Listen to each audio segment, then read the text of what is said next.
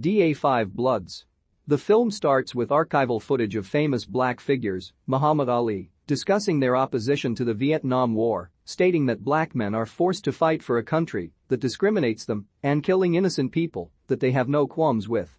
In Ho Chi Minh City, 4 old friends and GIs, the Bloods, Paul, Delroy, Lindo, Otis, Clarke, Peters, Eddie, Norm Lewis, and Melvin, Isiah Whitlock Jr., reunite after a long absence apart.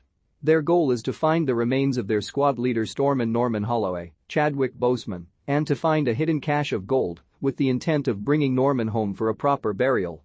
The men gather in a bar and catch up. Paul is staunchly conservative and expresses anti-immigrant and pro-Trump statements. They are met by their guide Vin, Johnny Trying Guyan, who will take them through the jungle where they will find Norman's remains. As they leave the bar, a one-legged teen throws firecrackers and mocks the GIs. A flashback shows the Bloods as their chopper flies toward their destination, the site of a CIA plane crash. They are shot down by Viet Cong allies and their chopper crashes. The Bloods come out and engage in a firefight with the enemy and kill them all. They enter the plane and discover the huge cache of gold bars. They were given to the Lahu people to aid the Viet Cong in the fight, so Norman proposes to the other men that they bury the gold and go back for it later, claiming to their superiors that the VC already got it and keep the gold for themselves as a fuck you to them for forcing them to fight their war. Otis meets with his former lover, Tien, Le Wai Lan, as she is acting as the middle woman between the Bloods and a French businessman named Desroches, Jean Reno, who is intent on purchasing the gold from them. A young woman, Mitchen, Sandy Huang Pham, comes in and greets Tien, who introduces her to Otis. He is quick to realize that she is his daughter with Tien. After Mitchen exits, Tien mentions how the girl was ridiculed as a child for her mixed heritage. Mitchen later asks Tien about Otis as well, but Tien doesn't feel that they need to be involved in each other's lives. The Bloods join Tien as they meet with Desroches, who is trying to make his own negotiations in purchasing the gold from the men. Paul argues with Desroches over his offers, but they all reach an agreement. Later, the guys are surprised to find Paul's son David, Jonathan Majors, has shown up after learning his father was taking the trip. Paul and David have always had a rocky relationship, and Paul is none too pleased at the thought of having to split his cut with David. The Bloods travel with Vin across the river towards rural Vietnam. David chats with Otis, who says that Paul was never the same after Norman died. They both claim to have heard Paul call his name in his sleep. Another flashback shows how close the two of them were, not only as soldiers, but as friends. The 5 men had gathered around to listen to the radio and heard the report of Martin Luther King Jr.'s assassination. Despite their collective anger and distress, Norman keeps them all from getting too reckless. On the river, a merchant tries to sell the men a chicken, but him getting too close to Paul triggers his PTSD, and he reacts aggressively toward the merchant. The merchant in turn yells that Paul, or some other GI, killed his parents. The other men calm Paul down, but he admits that he has been seeing Norman talking to him at night as he sleeps. The group stops at a hotel and later go to the bar. David meets a French woman named Mélanie Thierry, who operates an organization called LAM that defuses bombs and landmines. She works with her 2 friends, Simon, Paul Walter Hauser, and Seppo, Jasper Pääkkönen. The men have to leave after Melvin drunkenly makes a fool of himself. The next morning, Vin drives the men near the area where they had buried the gold. The land has since been eroded over time and has made it harder for the men to remember where they buried it. The men walk for a while but stop to set up camp for the night. They find a gun among Otis's possessions that was given to him by Tien, leading to them becoming suspicious that she might have set them up, but Otis insists it is only for protection. By day, the men continue their journey. David goes to defecate but ends up digging a bar out of the ground. The men rush over and begin digging, and sure enough, they find the gold. As they continue digging, they eventually find Norman's tags and his bones. Paul weeps over his remains and leads the other men in prayer. On the way back to the rendezvous point with Vin, the Bloods start arguing over how they are going to divide their shares. Eddie gets fed up and tries to get them to love one another, but he accidentally steps on a landmine, blowing him in half. In the ensuing panic, David steps on another landmine, but he doesn't set it off. Simon, and Seppo then arrive and offer to help. Using an old tactic from a past experience, the Bloods get a rope to tie around David and have everyone pull hard. They succeed in pulling him off the mine before it blows up. However, Paul orders the others to tie the LAM people up due to his continued paranoia. He keeps them there throughout the night, where Hedy tries to make an attempt to get out by flirting with David, but Paul catches this before David is fooled. Seppo manages to run away and disappear.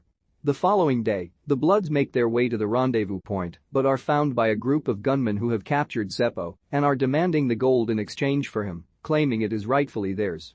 The men get in a shootout where David gets shot in the leg and Seppo tries running away but is blown up by a landmine. After the gunmen flee, Vin says that Desroche may have double-crossed them, so they should make their way to a nearby temple for defenses, while Otis suggests calling Jen for help. Paul thinks she's the one who betrayed them, but when he sees that nobody else will continue to follow his lead, he sets off with his share of gold and heads off into the jungle by himself, crying and yelling out prayers. Afterwards, the others tend to David's wound. Otis offers Vin Eddie's share of the gold, at which point Heidi says she and Simon want in as recompense for Seppo's death.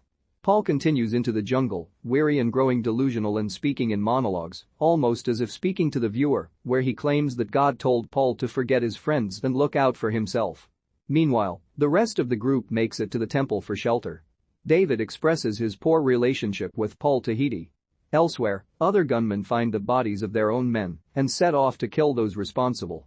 Paul gets his leg caught on a root and falls, causing him to lose his gold. He leaves it and continues walking.